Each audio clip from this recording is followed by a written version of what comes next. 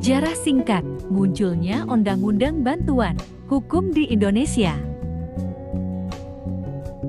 Yayasan Lembaga Bantuan Hukum Indonesia YLBHI sangat berperan dalam menginisiasi terbitnya Undang-Undang Bantuan Hukum, pertemuan puncak bantuan hukum, yang dibuka secara resmi oleh Presiden Republik Indonesia, Susilo Bambang Yudhoyono, pada 24 April tahun 2006, menjadi titik terang. Pertemuan ini juga dihadiri oleh 8 anggota kabinet dan jaksa agung, dan menghadirkan pembicara antara lain, Ketua Komisi Ketiga DPR RI, Menteri atau Kepala Bappenas, Guru Besar Ilmu Hukum Prof. Sutandyo Winjosubroto. Dalam pertemuan puncak ini, hadir juga narasumber dari negara-negara yang telah memiliki undang-undang bantuan hukum, yaitu Cassandra Goldie Australia, Jari Cheng Taiwan, dan D. Mlambo Afrika Selatan. Dalam sambutannya, Presiden Susilo Bambang Yudhoyono menegaskan, apa yang dilakukan oleh YLBHI sekarang ini, dalam forum ini, beserta output yang dihasilkan, harus kita pandang dari dua sisi, solving the problem Sandy Upholden Daloy and Leiden Foundation, untuk bantuan hukum, untuk akses terhadap keadilan dan lain-lain yang berkaitan dengan itu di waktu yang akan datang. Penyusunan RUU Bankum, sejak saat itu, advokasi kebijakan untuk mendorong penyusunan bantuan hukum, kemudian memasukkannya sebagai salah satu RUU prioritas dalam program legislasi nasional Prolegnas. Dalam perkembangannya, pada 29 Januari tahun 2009, Menteri Hukum dan Hak Asasi Manusia menerbitkan Keputusan Menteri Nomor PP ke-34 PP 01,02 tahun 2009 tentang pembentukan Tim Rancangan Undang-Undang Republik Indonesia tentang Bantuan Hukum. Tim ini telah bekerja merumuskan rancangan undang-undang. Selanjutnya, Yayasan LBH Indonesia juga mengajukan RUU tentang bantuan hukum ke Badan Legislasi DPR RI. Dalam rapat paripurna DPR 1 Desember tahun 2009, akhirnya RUU Bantuan Hukum masuk dalam Prolegnas 2010-2014 dan menjadi salah satu dari 55 RUU prioritas Prolegnas tahun 2010 sebagai RUU inisiatif DPR RI. Namun sayangnya, RUU Bantuan Hukum belum disahkan pada tahun 2010 karena adanya ketidaksepahaman antara DPR dan pemerintah terkait pasal kelembagaan bantuan hukum, yaitu Komisi Nasional Bantuan Hukum Komnas Bankum. Pemerintah menolak Komnas Bankum dengan alasan pembentukan komisi baru akan membebankan anggaran negara dan komisi-komisi yang ada saat ini tidak efektif. Pengesahan Undang-Undang Bankum pada 2 November tahun 2011, Presiden mengesahkan Undang-Undang Bantuan Hukum. Pengesahan Undang-Undang Nomor 16 Tahun 2011 itu menjadi babak baru dalam pemberian bantuan hukum di Indonesia. Pemberian bantuan hukum awalnya hanya dijalankan secara swasta oleh LBH dan organisasi kepengacara N. Hal tersebut dilakukan berdasarkan prinsip pro bono yang diatur dalam Undang-Undang Advokat dan PP Nomor 83 Tahun ke-2008. Kini, bertransformasi menjadi tanggung jawab negara.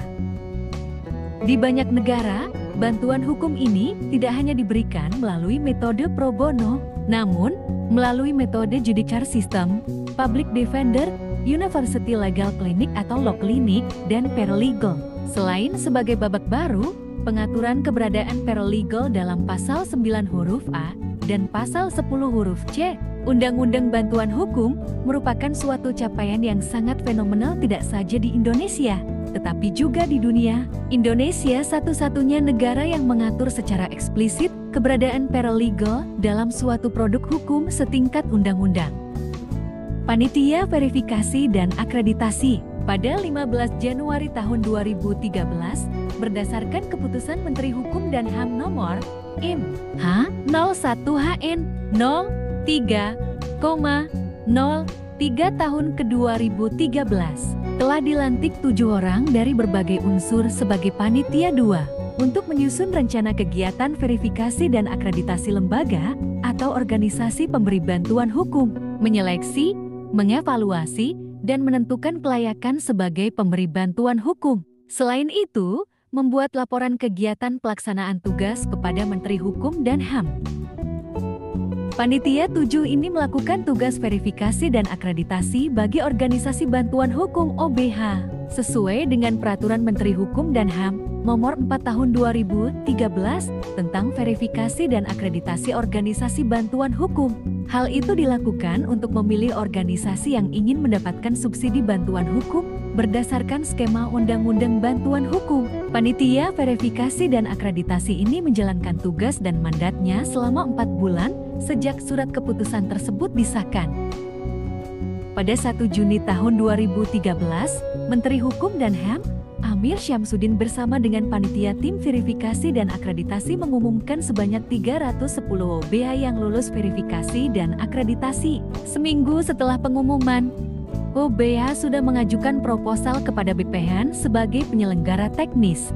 2 minggu kemudian, OBH harus mengirimkan legalisasi akta pendirian organisasinya. Ini bertujuan memastikan bahwa organisasi yang lulus verifikasi dan akreditasi benar merupakan organisasi yang menjalankan aktivitas bantuan hukum. Pada 1 Juli tahun 2013, pemerintah resmi mengalokasikan subsidi dana untuk pelaksanaan pemberian bantuan hukum oleh OBH. Pada 26 Juli tahun 2013, Presiden membuka secara resmi Rapat Kerja Nasional Bantuan Hukum di Istana Negara yang dihadiri oleh 310 OBH yang telah lulus verifikasi dan akreditasi. Tujuan penyelenggaraan bantuan hukum. Tujuan penyelenggaraan bantuan hukum dalam Undang-Undang Bantuan Hukum meliputi: pertama, menjamin dan memenuhi hak bagi penerima bantuan hukum untuk mendapatkan akses keadilan. Kedua, mewujudkan hak konstitusional segala warga negara sesuai dengan prinsip persamaan kedudukan di dalam hukum. Ketiga, menjamin kepastian penyelenggaraan bantuan hukum dilaksanakan secara merata di seluruh wilayah negara Republik Indonesia. Dan keempat, mewujudkan peradilan yang efektif, efisien, dan dapat dipertanggungjawabkan. Pasal 2 Undang-Undang Bantuan Hukum menganut 6 asas, yaitu asas keadilan, asas persamaan kedudukan di dalam hukum, asas keterbukaan, asas efisiensi, asas efektivitas, dan asas akuntabilitas. Semua asas tersebut merepresentasikan pelaksanaan Undang-Undang Bantuan Hukum di Indonesia. Pemberian bantuan hukum dalam Undang-Undang Nomor 16 Tahun 2011 ditujukan kepada masyarakat miskin yang menghadapi kasus hukum seperti pidana, perdata, dan tata usaha negara yang akan diberikan dalam bentuk litigasi dan non-litigasi.